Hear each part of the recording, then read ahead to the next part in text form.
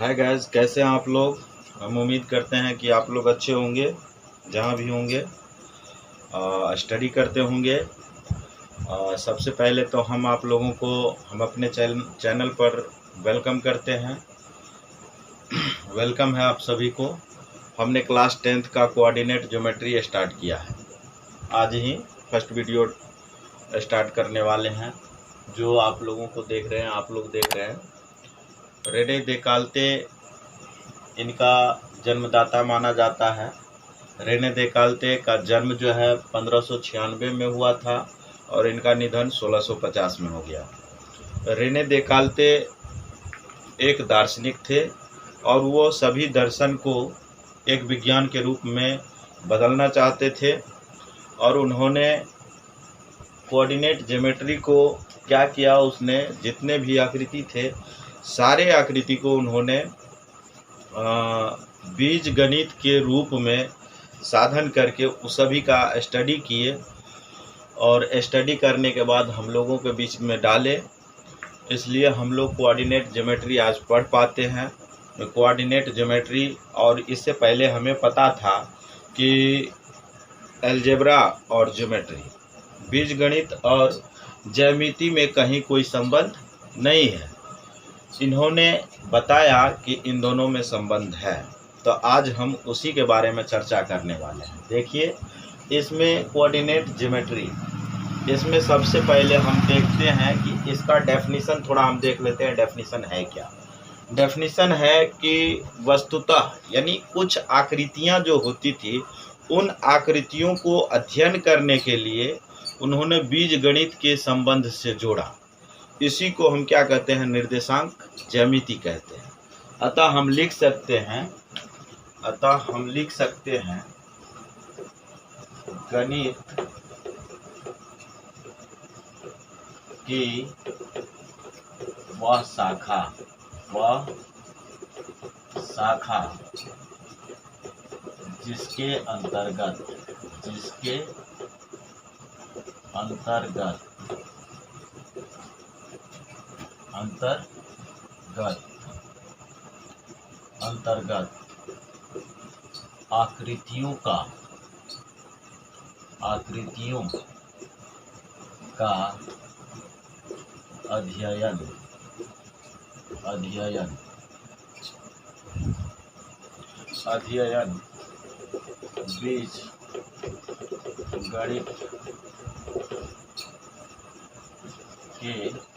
अंतर्गत आकृतियों का अध्ययन बीज गणित के माध्यम से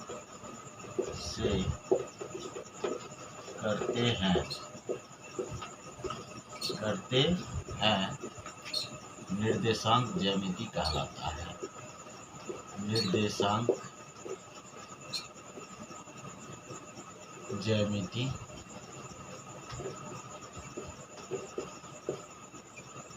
कहलाता है।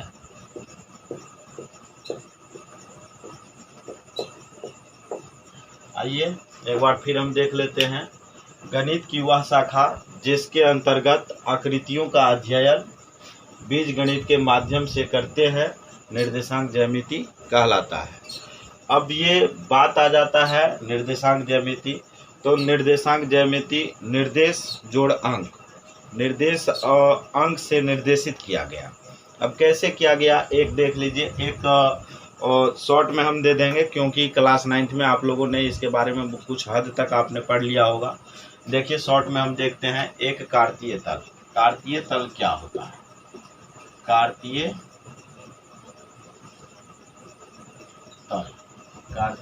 तल। अब इसको हम देख लेते हैं। ये कार्टेशियन सिस्टम, कार्टेशियन प्लेन। अब हम करते क्या है, ये प्लेन है, एक तल हम ले लिए, ये मेरा तल है। इस तल को हम 4 भागों में क्या करते हैं? बांटते हैं। 4 भागों में बांटने के लिए हमें 2 लाइन की ज़रूरत होती है। 2 लाइन की ज़रूरत होती है। एक होता है वर्टिकल लाइन और एक होता है हॉरिजॉन्टल लाइन। ठीक है, वर्टिकल लाइन को हम खड़ी रेखा कहते हैं, वर्टिकल लाइन को खड़ी रेखा कहते हैं, हॉरिजेंटल लाइन को क्षैतिज रेखा कहते हैं। ठीक है, अब यहाँ पर हम ले लिए इस तरह से, यूं ऐसे ले लिए। यहाँ पर हम देख लेंगे ये दोनों लाइन, ठीक है, ये आपका क्षैतिज रेखा हो जाएगा, जिसे आप हॉरिजेंटल लाइन कहते हैं। और देखा जाए तो इसे, इसका दोनों का लंबवत मिलान यहाँ हुआ। ये हॉरिजेंटल लाइन है, उसको हम एक्स अक्ष कहते हैं, एक्स अक्ष कहते हैं। ये वर्टिकल लाइन जो है, यानी खड़ी लाइन जो है, इसको हम वाई एक्सिस कहते हैं, इसको हम वाई एक्सिस कहते हैं। ठीक है, इसके अंदर कहीं भी एक पॉइंट ले लो, कहीं भी, तो मान लिया जाए हमने यहाँ लिया, तो यहाँ से इसका डिस्टेंस हम मेजर करेंगे। यहाँ देख लो इस तरह से ये आ जाता है, तो इसको हमने ले लिया x1, ठीक है, और यहाँ से इसको हम मेजर कर लिए, ये इसको हमने ले लिया y1। तो इसी का, इस बिंदु का यदि हम निर्देशांक देखेंगे तो इस बिंदु का निर्देशांक x1 और y1 हो जाता है, x1 और y1। अब यहाँ पर रही बात, x अक्ष को हम भुज भी कहते हैं, x अक्ष को भुज कहते हैं, और y अक्ष को कोटि कहते हैं, y अक्ष को कोटि कहते हैं। याद रखना भाई, ये ओरिजिन है, ओरिजिन यानी मूल बिंदु का निर्देशांक 0 0 होता है, मूल बिंदु का निर्देशांक 0 0 होता है। तो आपको पता चल गया, x अक्ष को भुज कहते हैं, y अक्ष को कोटि कहते हैं, x1 y1 यही आपका निर्देशांक है। जो अगर ये बिंदु, पहला लेटर जो हम लिखेंगे x एक्सिस से निर्देश करने वाले अंक डालेंगे, और दूसरा बिंदु जो डालेंगे वो हम y एक्सिस से निर्देश करने वाले अंक डालेंगे। तो ये मेरा हो गया x अक्ष, y अक्ष, भुज, कोटि। ठीक है, अब इस पर हम चर्चा करते हैं थोड़ा सा। ये भी इसका साइन भी ले लीजिए, ये आपका ये प्लस रहा और ये माइनस रहा, सॉरी ये प्लस रहा और ये भी प्लस रहा। ये x एक्सिस लेफ्ट साइड है, माइनस रहा, ये डाउन है यानी नीचे की तरफ है, तो ये भी माइनस रहेगा। अब हम चर्चा करते हैं, इस पॉइंट में कहीं भी लिखा जाएगा तो ये वाला साइड और ये वाला साइड, तो ये वाला जो साइड हुआ तो ये प्लस और ये प्लस, तो x एक्सिस प्लस हो रहा है तो हम प्लस डाल दिए, y एक्सिस भी प्लस हो रहा है तो प्लस डाल दिए। अब इधर हम आ जाएंगे तो x एक्सिस इसमें देख लीजिए माइनस हो रहा है, तो पहला बिंदु माइनस, दूसरा बिंदु प्लस, क्योंकि भाई ये प्लस है। तो अब नीचे आ जाएंगे, इसमें देखेंगे x भी माइनस, y भी माइनस, सॉरी y भी माइनस, x भी माइनस, x है माइनस, y है माइनस, इसका मतलब रहा ये माइनस और ये माइनस, दोनों बिंदु क्या है, माइनस है।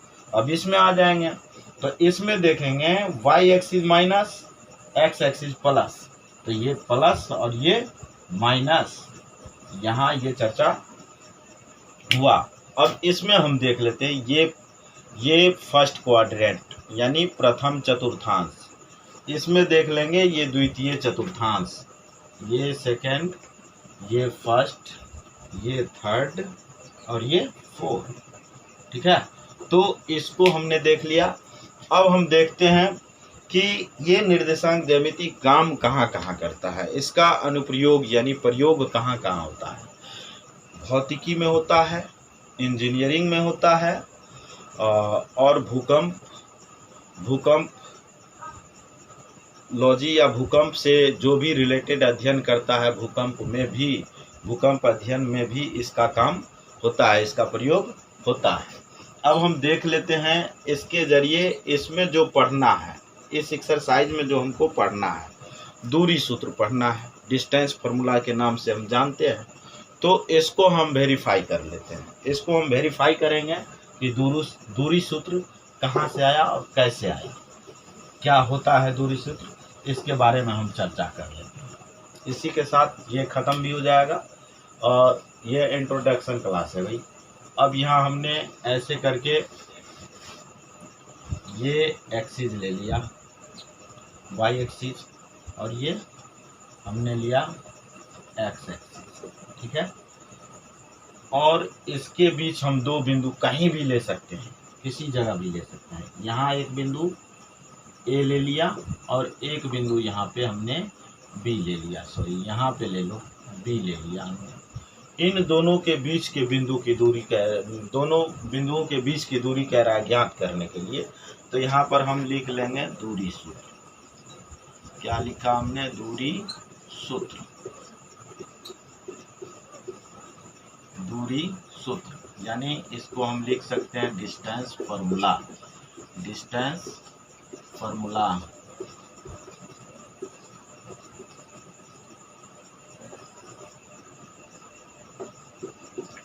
ध्यान से देखना भाई साहब, एकदम बिल्कुल इजी, एकदम इतना आसान कहीं नहीं लगेगा आपको। ये देखते चलो आप। फर्स्ट पॉइंट है भाई, तो फर्स्ट पॉइंट है, आइए हम इसको क्या करते हैं, डॉट डॉट डॉट डॉट। पहला पॉइंट यहाँ तक आया, तो यहाँ तक हमने क्या किया, इसको x1 लिया यहाँ तक। फिर दूसरा बिंदु यहाँ आया, तो यहाँ तक हमने क्या लिया, x2 लिया। फिर अब देख लेते हैं यहाँ तक, तो ये आपका फर्स्ट पॉइंट है, तो इसको हमने y1 लिया। फिर यहाँ से ले लीजिए इसको, यहाँ से हमने लिया तो इसको ले लिया y2। अब बात आ जाता है, इसको हम क्या किए, मिला दिए। मिला देने के बाद इसको थोड़ा सा डॉट कर लीजिए। यहाँ से एक्स एक्सिस के पैरेलल हम खींच लेते हैं, जो यहाँ मिल गया, ये आपका हो गया सी। हाई पैरेलल लिए हैं तो ये दोनों परपेंडिकुलर है, यानी ये 90 डिग्री है। आपको पता चल गया होगा ये कौन सा त्रिभुज है भाई, तो समकोण त्रिभुज है। कौन सा त्रिभुज है? समकोण त्रिभुज है। अब इस समकोण त्रिभुज वाली कुछ बात हमको करनी होगी। यहाँ पर पहले हम लिख लेते हैं, माना कि ए x1 y1 और b x2 y2 है, तो इसके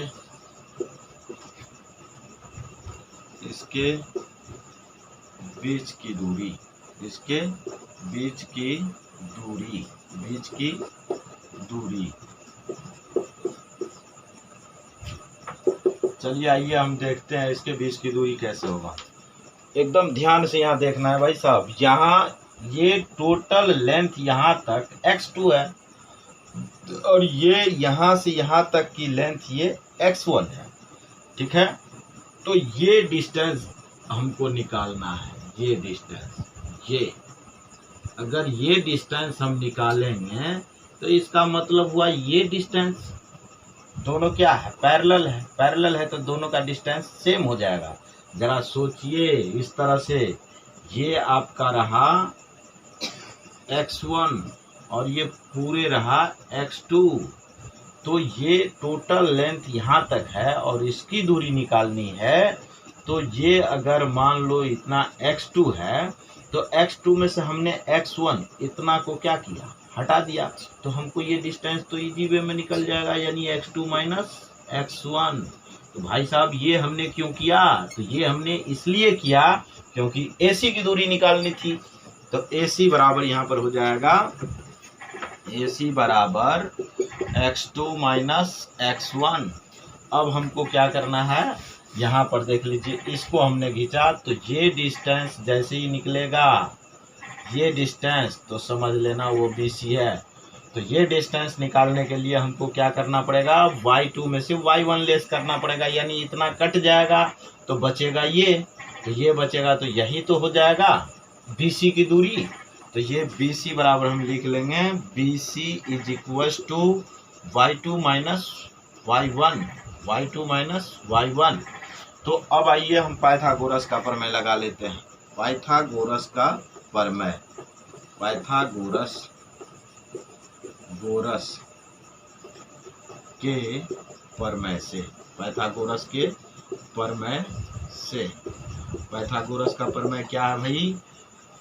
बड़ी भुजा का वर्ग शेष दो छोटी भुजाओं के वर्गों के योग के बराबर होता है। बड़ी भुजा का वर्ग शेष दो छोटी भुजाओं के वर्गों के योग के बराबर होता है। यानी बड़ी भुजा ए बी, तो इसका मतलब जाहिर है कि छोटी भुजा कौन होगा? ए सी और बी सी। इसका मतलब है कि बड़ी भुजा का वर्ग यानी बड़ी भुजा का वर्ग ए बी का स्क्वायर दो छोटी भुजाओं के वर्गों के योग के बराबर हो, यानी A C square plus B C square. यानी अब हम लिख सकते हैं A B square is equal to A C का वैल्यू आपने लिख रखा है x2 माइनस x1, तो ये हो जाएगा x2 माइनस x1 का whole square plus y2 minus y1 का होल स्क्वायर। आपको पता है इस स्क्वायर को आप उधर ले जाओगे तो ये हो जाएगा A B is equal to root under x2 minus x1 का whole square plus y2 minus y1 का होल स्क्वायर, राइट। अब इसको ऐसे करके डॉट कर लो भाई, यही हो गया दूरी सूत्र। दो बिंदुओं के बीच की दूरी निकालनी हो तो यही हो जाएगा। यही फार्मूला सेटअप करना पड़ेगा। इससे जरिए इस टॉपिक से जरिए कुछ नोट्स हैं, उस नोट्स को हम लोग देख लेते हैं। आइए इसको लिखिए, फिर हम लोग आगे देखते हैं।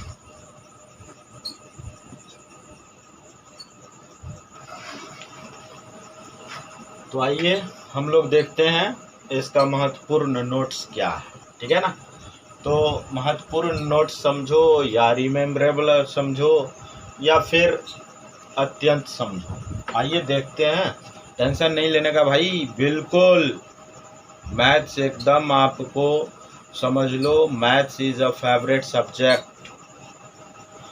यानी मैथ तुम्हारा फेवरेट सब्जेक्ट बनने वाला है। बिल्कुल खाली देखते रहो। अब ये देख लो भाई, ये क्या है?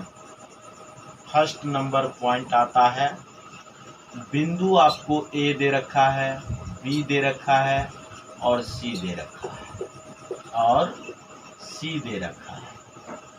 सी है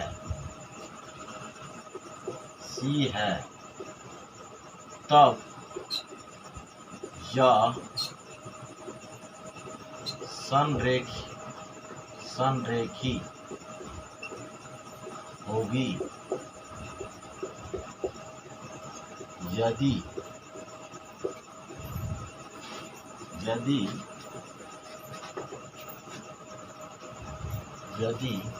ए B plus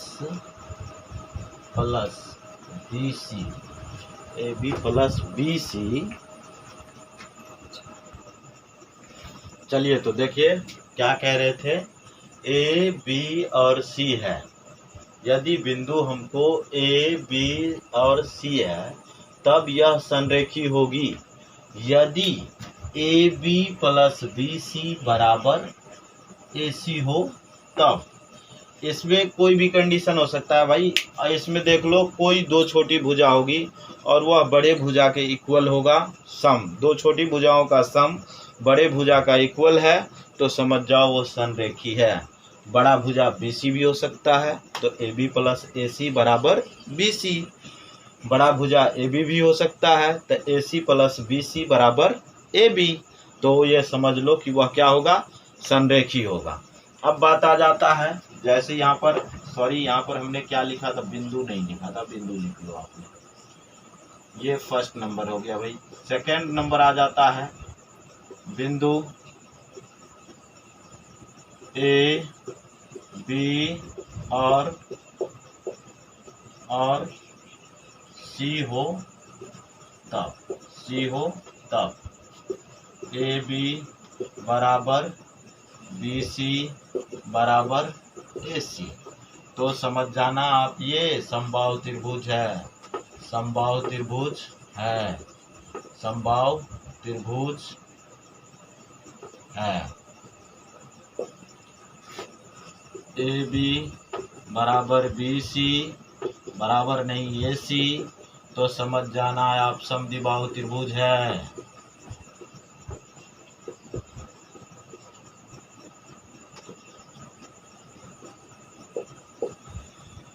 in the case आ जाए ए बी बराबर नहीं बी सी बराबर नहीं ए सी, तो समझ जाना विषमबाहु त्रिभुज है, विषमबाहु त्रिभुज है, विषमबाहु त्रिभुज है। अब बात हम चतुर्भुज से रिलेटेड करेंगे। तो चतुर्भुज के बारे में ये आप लोगों को पता है कि चतुर्भुज के जो डेफिनेशन है आप लोग पहले पढ़ चुके हैं, क्लास 8 में ही पढ़े होंगे कि चतुर्भुज के डेफिनेशन के अनुकूल अगर वह डिस्टेंस आता है तो उस कैटेगरी में वो चतुर्भुज हो जाएगा।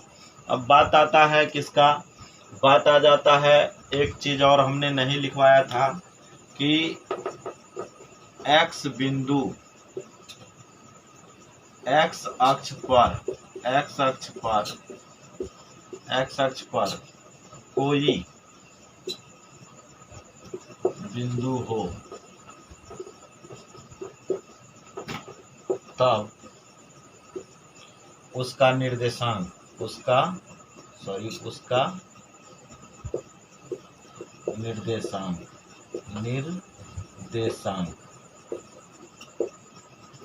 इसको देख लीजिए, ऐसे करके ऐसे दे दिए, ये एक्स एक्सिस ये वाई एक्सिस। एक्स के लिए कुछ न कुछ तो होगा तो एक्स हो जाएगा, वाई के लिए 0 हो जाएगा।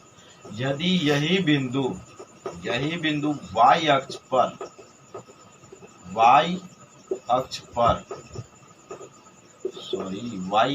पर बिंदु स्थित हो तब उसका निर्देशांक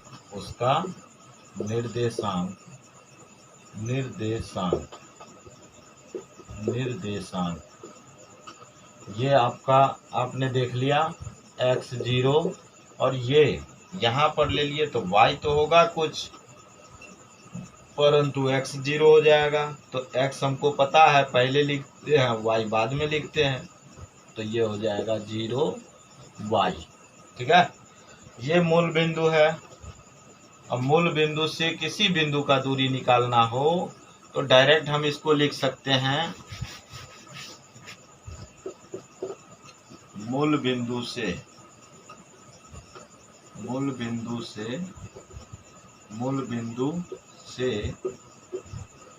किसी बिंदु की